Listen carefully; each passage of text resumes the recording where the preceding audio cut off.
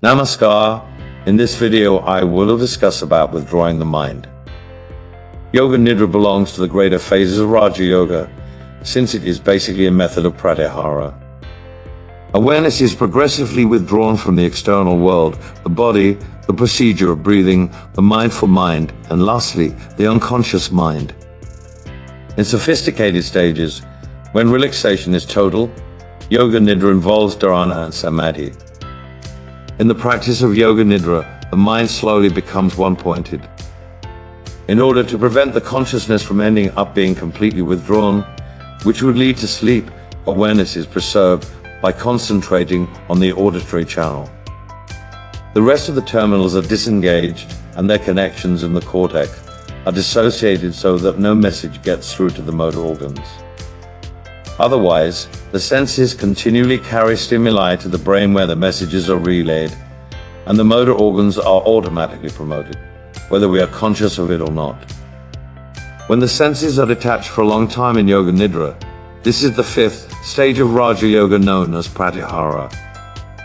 The science of Yoga Nidra is based upon the receptivity of awareness. When awareness is operating with the intellect and all the senses, we think we are awake and mindful. However, the mind is actually less responsive and more important when the awareness is running through just one sensory channel, e.g. hearing. It ends up being far more sensitive, however not total. Nevertheless, if awareness is divested of all the associations of the senses, it becomes total. This profound state is such that even the sense of self-awareness is completely consumed. Throughout concentration, you understand you are concentrating. However, when you are in the state of Yoga Nidra, there comes a minute when you do not even understand you remain in Yoga Nidra. When the mind dissociates itself from all the sensory channels, it ends up being extremely powerful. However, then it requires training. Unless the uncontrolled systems of the brain have actually been trained, there is practically no difference in between Yoga Nidra and sleep. In Yoga Nidra, we train the mind by taking it through a series of practices which produce the desired state of awareness. Clinically, it has been discovered that when you practice Yoga Nidra, it is not just a dull type of concentration.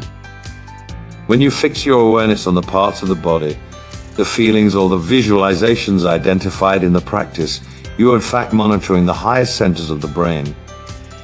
This is how uncontrolled control is developed and awareness is maintained, although the sensory channels are not supplying the essential information. On the borderline throughout the practice of Yoga Nidra, the consciousness is at various levels.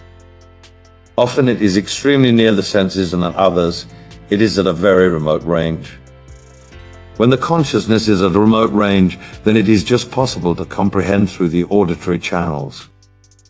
Throughout Yoga Nidra, the consciousness is suspended for a couple of moments occasionally, which means that it rotates between the subconscious and unconscious states. When pratyahara becomes deep and effective, overall seclusion of the brain takes place. Then the cerebral fluid which flows around the brain beneath the skull is charged with a high level of energy. The late Dr. Isaac Bentov developed a sound scientific model of this process. He taped that standing resonant waves are established in the circulatory system in deep meditation.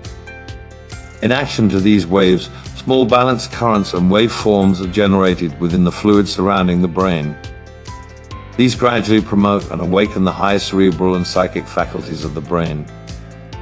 At this moment, one starts to have psychic experiences. Nevertheless, in Yoga Nidra, these deep psychic experiences should be avoided. When you start to establish psychic awareness, you are going beyond the range of Yoga Nidra. This is the basic difference between light and deep pratyahara. In the state of Yoga Nidra, you are constantly on the borderline. When you go into the deep state of pratyahara, you are no longer practicing Yoga Nidra. In Yoga Nidra, there should be no psychic experiences, no visions or explosions. The pattern of awareness in the mind ought to be continuous and unbroken. You are neither on the psychic airplane nor the conscious aircraft. You are on the borderline. The quantum of awareness is not the same as when you are thinking.